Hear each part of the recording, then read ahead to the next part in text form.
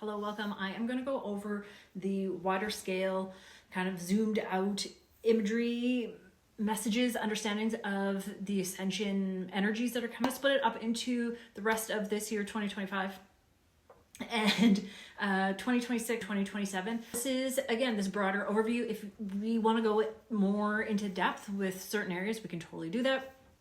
But I just felt like, even though I'm channeling every day, sometimes, it's like such a small little part, and it's nice to zoom out sometimes too. Before we start, the Arcturian Master Healers who I've been working with, they've been telling me for a little bit and have been listening that they're actually Arcturian Masters of Light. Not Arcturian Master Healers, Arcturian Masters of Light. It's because it's mastery over light, which is information, which has the healing potency, energy, frequency encoded in it, but there's so much more than that. And they just feel that that's more accurate and that I have to, be more transparent in that. So I apologize if I was misleading you. That was my initial interpretation of it, but it's the Arcturian Masters of Light. 2025, we're almost at the end of it, right? We know it's been turbulent. It's been turbulent for a little bit. Main energies is actually around the physical body. If you've listened to the last two, so the full moon eclipse and the new moon eclipse, which I called the solar eclipse, full videos are on YouTube. Both times they talk about energies of autoimmunity, the immune system, but also the nervous system. Like that's, if I were to encapsulate, that is it. Yes, it's a year of endings. Yes, we are ending cycles. They keep talking about like more legacy, more ancestral, more collective, but you probably feeling in your own life. It's also a year of unravelings. Things are just unraveling. Things that have started to fray, they're unraveling now, and you can see the things underneath. There's less hiding. Illusions are no longer able to be upheld. The distortions and the inversions, which are inversion, it's more like an extreme case of distortion where truth is essentially flipped on its head.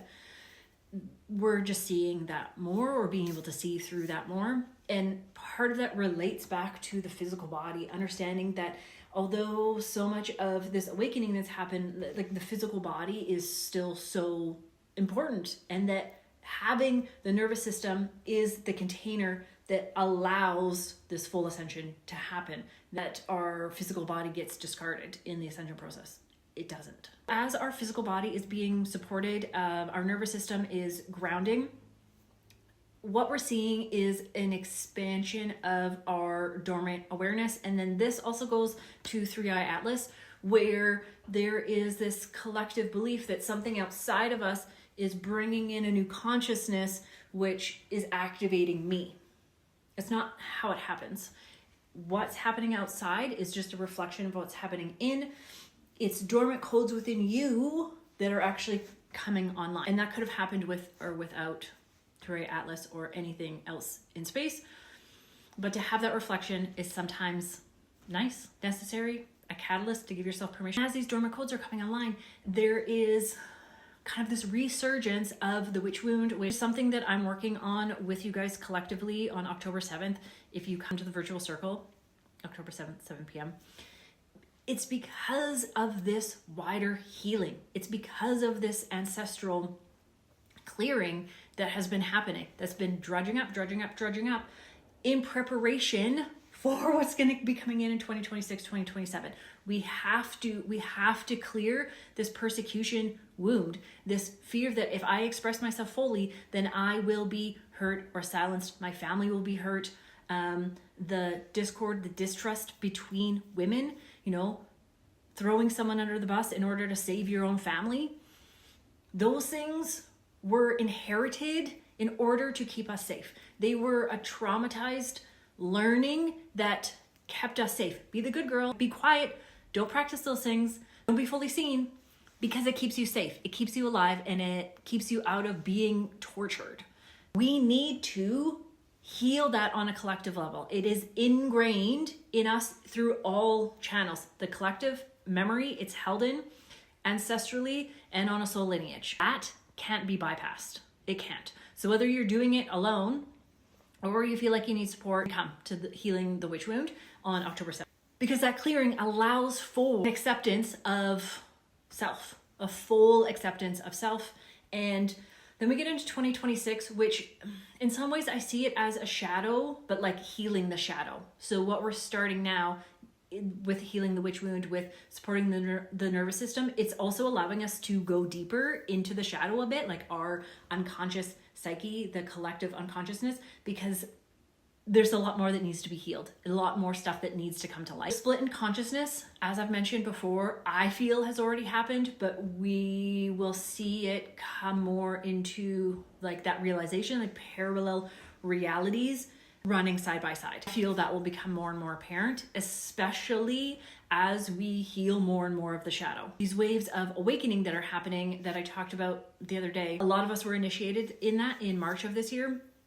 And we're seeing next stage of that. As we finish up 2025, go into 2026, we're going into the shadow. Things are going to become more unhinged as we see it. They actually show 2026 like a tadpole with legs, so like a froglet, where a tadpole is only breathing through their gills, breathing water, right? And even though it has legs, like you're in the midst of transformation.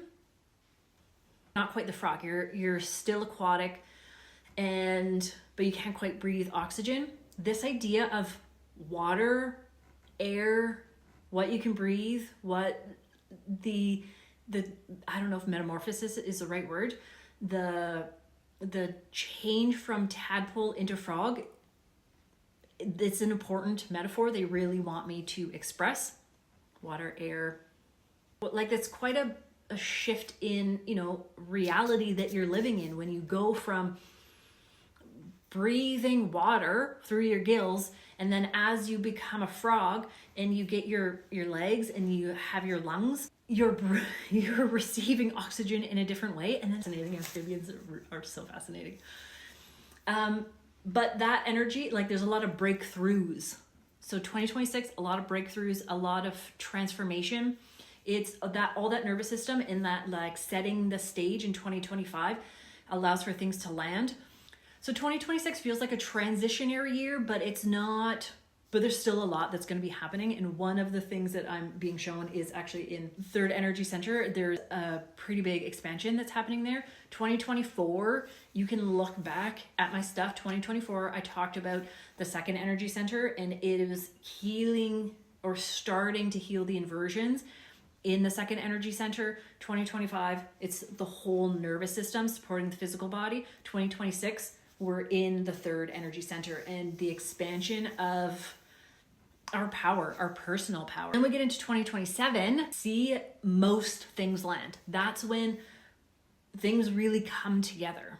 And I actually can't see a lot past 2027. I get these little flickers of things, but they essentially show me that in order to get to 2027, there's still some unraveling, there's still some healing, and then 2027 is like a harmonic conversion, like a new wave of a harmonic, a higher octave comes online in 2027 is when the froglet becomes a frog, if we can keep using that metaphor. I hope you guys enjoyed this.